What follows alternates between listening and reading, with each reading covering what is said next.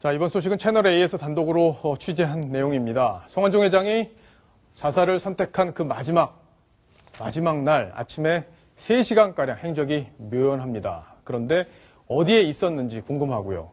바로 이 시간에 김기춘 전 비서실장의 자택을 방문한 건 아니냐, 이런 얘기들까지 나오고 있습니다. 자세히 한번 짚어보겠습니다. 하종대 부국장. 예.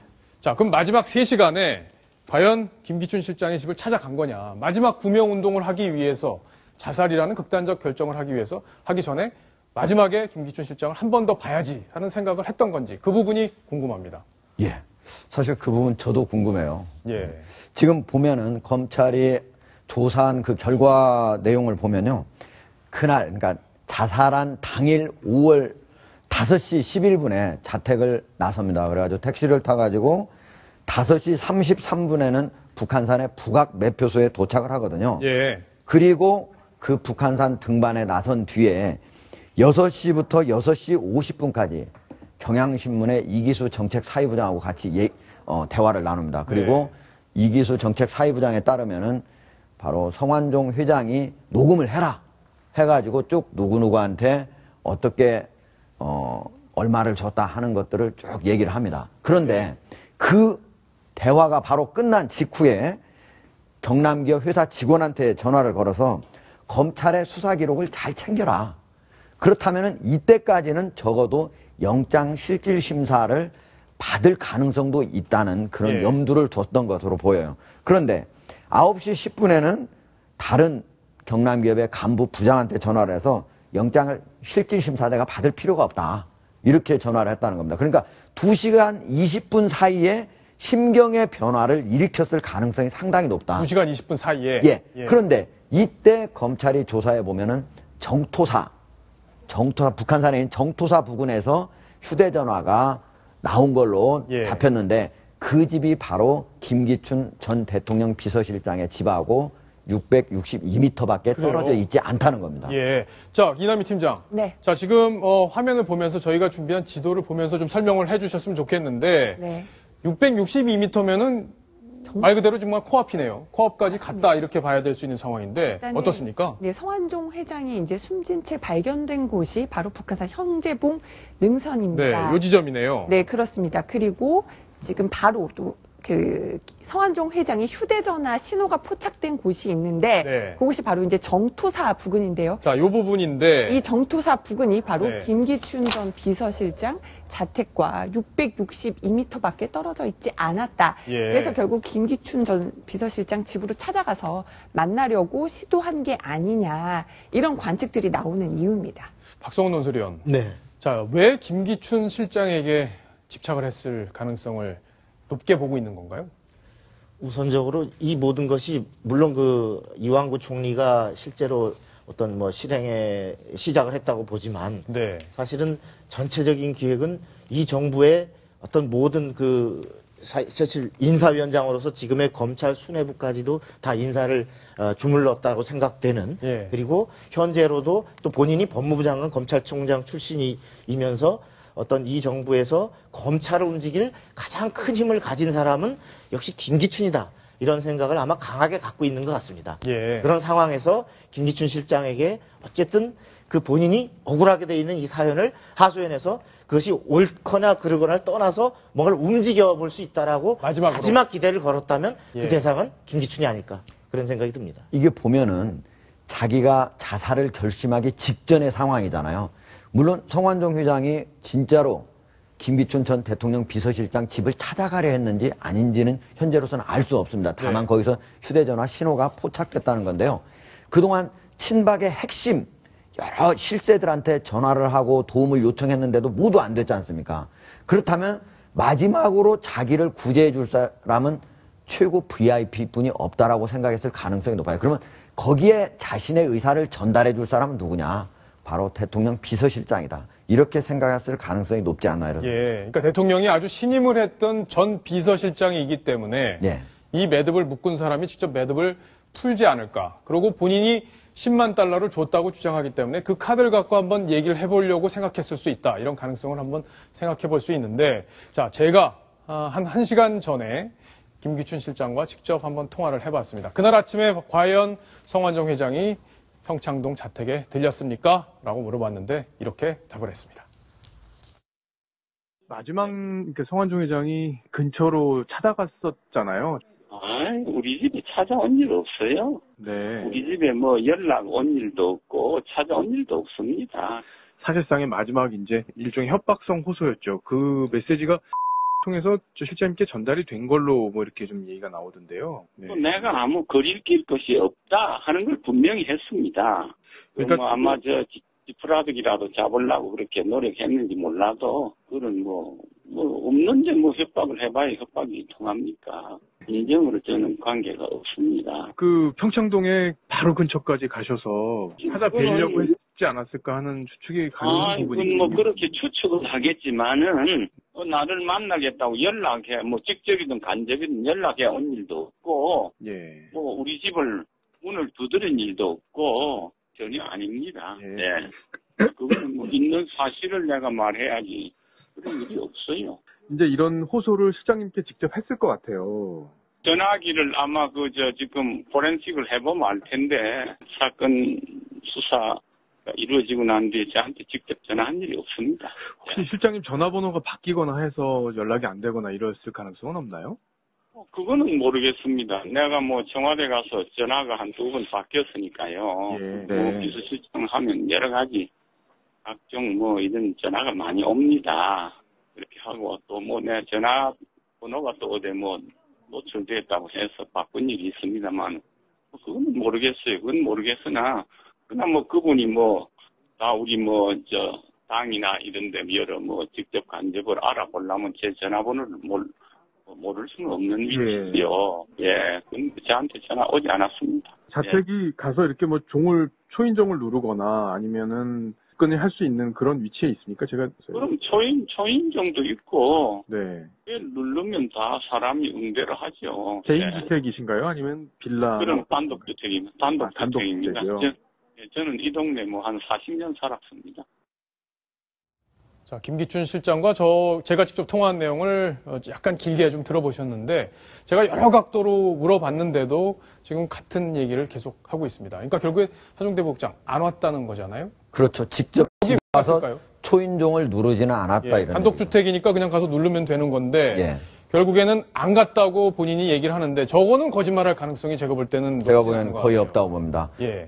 그러기 때문에 성완종 회장이 마지막으로 가지고 있었던 대포폰 2개가 있었잖아요. 예. 거기에서 누구한테 과연 김기춘 전 대통령 비서실장에 전화를 했는지 안 했는지 그거를 보면은 마지막으로 구명 활동을 벌였는지 안 벌였는지 알 수 있지 않을까 이런 생각이 듭니다. 자, 이남희 팀장. 네. 성완종 회장의 무너지는 듯한 그 마지막 마음, 우리가 가늠하기는 참 어려울 텐데, 자, 김무성 대표가 좀 독특한 시각에서 이 문제를 해석을 했던데, 그걸 좀 설명해 주시죠. 김무성 대표가, 새누리당 대표가 지난 토요일에 바로 성완종 회장의 빈소를 방문했는데, 당시에 성완종 회장이 동생을 만나서 들은 얘기입니다. 바로 서산 장학재단에 관련된 문제로 이 성 회장이 자살을 결심하게 된 게 아니냐, 이런 건데요. 구체적인 내용 설명을 좀 드리겠습니다. 그 성완종 회장 동생이 형이 나랏돈 훔친 도둑한테 지원받아 수치스럽다, 이렇게 올린 장학생의 글을 보고 충격을 받아서 괴로움을 호소했다, 이렇게 전했습니다. 아무래도 성완종 회장이 특별히 너무나 어렵게 자수성가를 했기 때문에 특히나 2만 명 넘는 학생을 지원해온 그 서산 장학재단에 대해서 굉장한 애착이 있습니다. 그런데 바로 자신이 지원했던 학생이 자신에 대한 비판의 글을 올리니까 여기에 대해서 많이 괴로워해서 또 그 자신의 어떤 그 생명을 포기하게 된 원인 중에 하나가 아니었나, 이렇게 김무성 대표는 보고 있는 겁니다. 그러니까 성완종 회장은 본인이 어렵게 자랐기 때문에 돈이 없어 공부 못하는 학생들을 위해서 적극적으로 돕는 일을 한 것, 그건 맞습니다. 분명해 보이고, 네. 다만 본인이 직접 돈을 줬다고 밝혔을 만큼 또 권력과도 유착이 돼 있었던 그런 양면을 갖고 있었던 사람은 아닌가, 이렇게 생각이 됩니다. 하종대 부국장, 예. 사실 그 서산 국민에게 보내는 편지가 있다, 이런 얘기가 과거에 있었는데, 예. 그걸 오늘 채널A에서 단독으로 입수했죠. 예. 예. 지난 일요일에 박성호 고 성완종 회장 장례위원장이 예. 우리 썬데이 뉴스쇼에 나와서 이 미처 붙이지 못한 편지가 있다라고 예. 얘기를 했었거든요. 아, 그걸 채널 A- 한국대 국장께 직접 준 건가요? 예. 예. 오늘 채널 A를 통해서 이거를 공개를 한 다음에 네. 가시면서 저한테 와가지고 이거를 직접 주고 가셨어요. 3장으로 돼 있는 건데요. 그날 4월 8일 날 성완종 회장이 대국민 기자회견을 했지 않습니까? 예. 상당히 자기가 그 억울하다는 대국민 기자회견을 한 다음에 직접 구술해서 썼다고 그래요. 그래서 이 부분이 있는데 지금 잘 보이시나요? 네. 제목이 이렇게 되어 있습니다. 사랑하고 또 사랑하는 서산 시민과 태안 군민 여러분. 근데 이때까지만 하더라도 전혀 자살을 할 생각이 없었던 것 같습니다. 이거 쓸 때만 해도. 예, 그러니까 이건 유서가 아니고 그냥 국민들에게 보내는 호소문 네. 이런 거라고 볼 수 있는데 왜 그러냐면요. 네. 여기 보면 따뜻한 마음과 사랑의 감사의 글을 올리고 검찰에 출석하려 합니다. 그랬군요. 이렇게 돼 있고요. 예. 마지막에도 보면은 이 정치적 탄압 속에 영어의 몸이 되어 또 다른 여정을 시작할지도 모르겠습니다. 이렇게 돼 있어요. 영어의 몸, 그러니까 예. 구속될 수 있다. 예, 그렇죠. 예. 감옥에서 내가 생활을 할지도 모르겠다 이런 얘기가 예. 돼 있는데 여기에 보면은 여러 가지 억울하다는 얘기들이 많이 나옵니다. 예.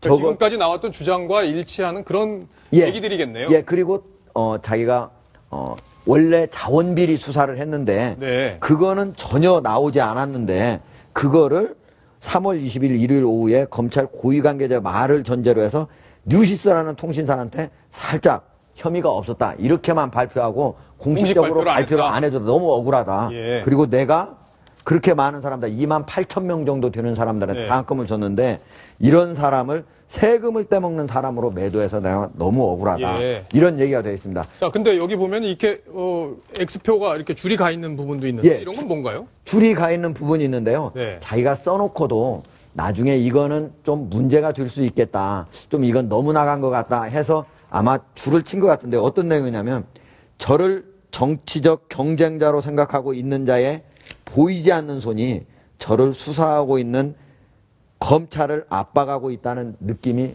예. 있어서 섬뜩합니다. 이렇게 되어 있는데요. 자, 그러면 결국엔 아까 저희가 그 가설을 세웠던 바로 예. 그 반기문 총장과의 어떤 이완구 총리와의 그런 관계 그런 부분을 언급한 건가요? 아니면은 서산 태안에서 다른 국회의원이나 아니면 국회의원을 하려는 사람들이나 이런 사람들의 견제를 받았다는 논리인가요? 제가 보기에는 오히려 이 내용을 읽어볼 때는 그 후자일 가능성이 후자일 약간 더 가능성. 들어 보입니다.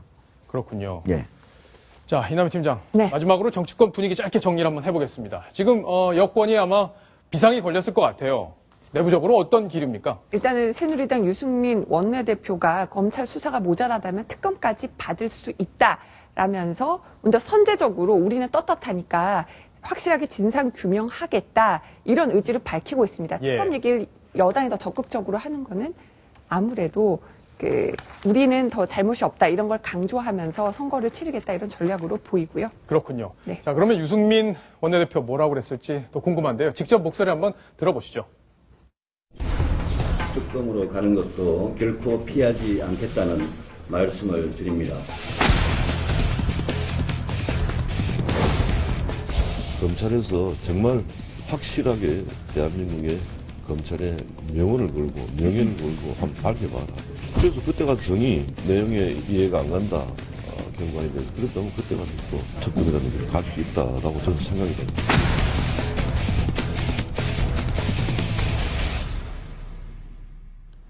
그러니까 새누리당 기조는 피하지 않겠다 이런 기조로 보이는데 국민들의 의혹 지금 많이 커져 있습니다. 그 부분에 대해서 해결이 안 된다면 정치적으로도 큰 곤란한 상황에 처하게 될 것 같습니다. 그런데 오늘 야당에서 탄핵 이야기가 나왔습니다. 탄핵 굉장히 엄청난 이야기가 아닐 수 없는데 왜 이런 얘기가 나온 건지 목소리를 한번 또 들어보시겠습니다.